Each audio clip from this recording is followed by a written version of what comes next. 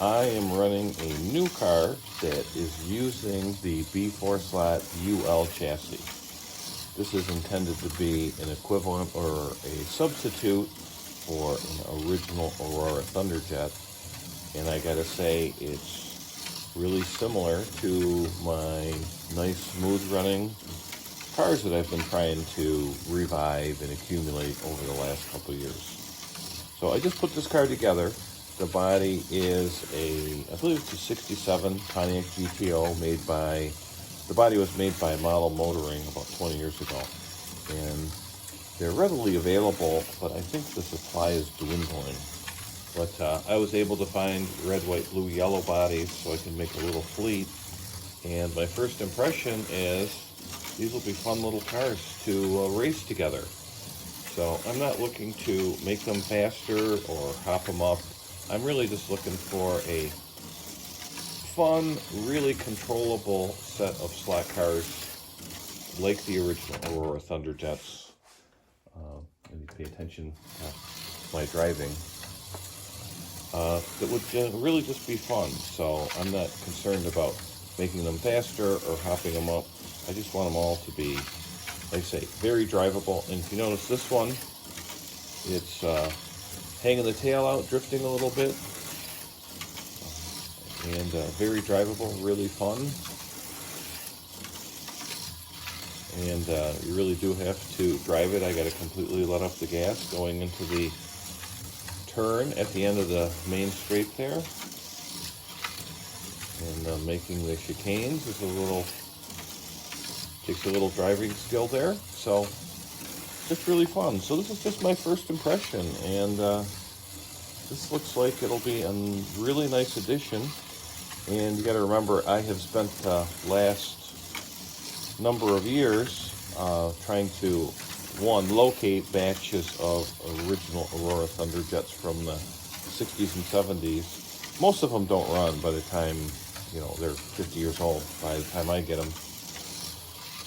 So I've got to revive them, and then I track test them, and I was really looking for cars that run really similar to this one. They don't have to be super fast, but I would sort of cherry pick the cars that ran nice and smooth and look for cars that had similar performance and would be fun to race. So to be able to order a new chassis that did that, that's pretty cool. And probably a little bit more economical, let's say, between buying a bunch of cars, reviving them, selling half of them, keeping half of them. Here's the chassis compared to the original. That's an original Aurora one.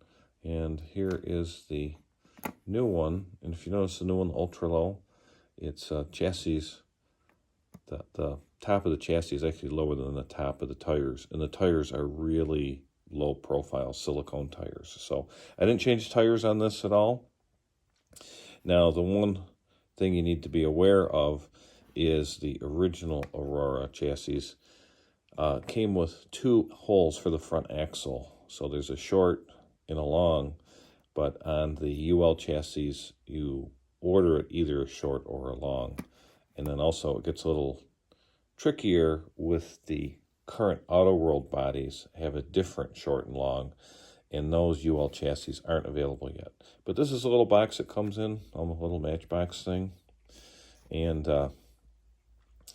I bought these guide pins that are countersunk, so you can put a flat screw on, so the body mounting screw is flush with the guide pin. Here's an original Aurora one. You can see the screw sort of standing up, and these are the ones I used on this one just because I knew this was really low.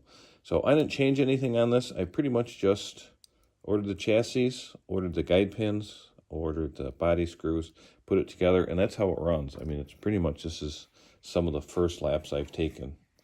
And of course, I'm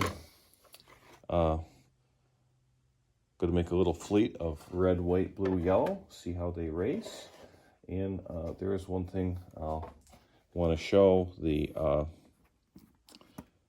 guide pin, when you line up the mounting holes, it has this little nub on the bottom. I marked it in black to see it's a round circle, and that's supposed to keep the guide pin from twisting.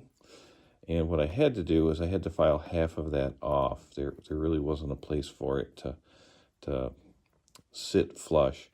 And you really don't have to do this. It worked. The guide pin was just wasn't really flush. You can see where I just took a flat file and I took off the back half of that little nub. So it becomes, from a circle to a half moon sort of thing. And then also I took the nail clippers. The guide pins, they're really long. They're too long for the plastic track I'm using. And I just started nipping it off till the guide pin wasn't scraping the bottom. So that's all pretty simple. And I am actually running this with the AFX set 120 ohm controllers. And I'm running it with the current AFX Tri-Power Pack set on the intermediate setting. That's nominally 12 volts. When I've checked it, it's usually a little bit higher, maybe 13 volts. And you've got really good throttle control as I spin out. That's half the fun with these is, having to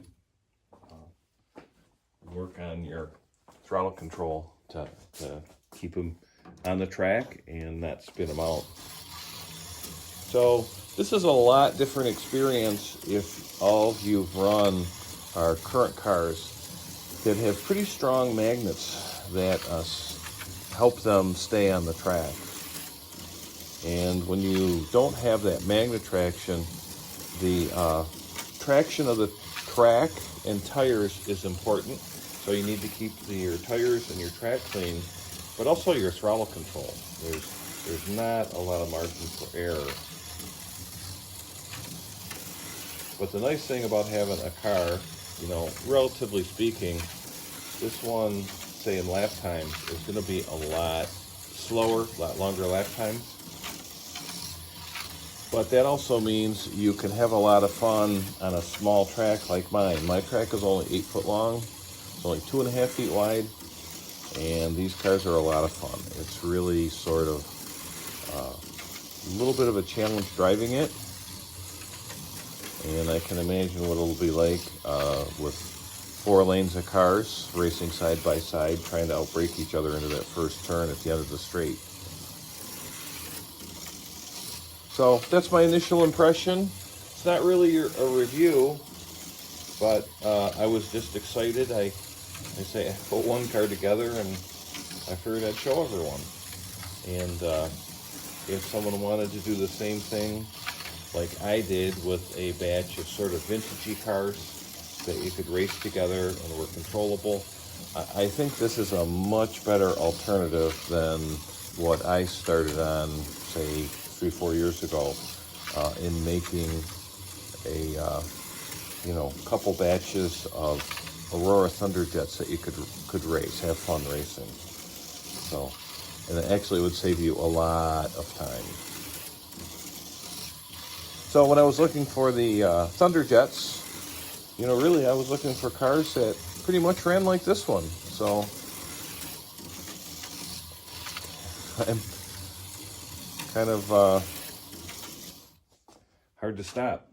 So anyway, let me know what you think in the comments. Let me know if you have any questions. And, the comments are great. And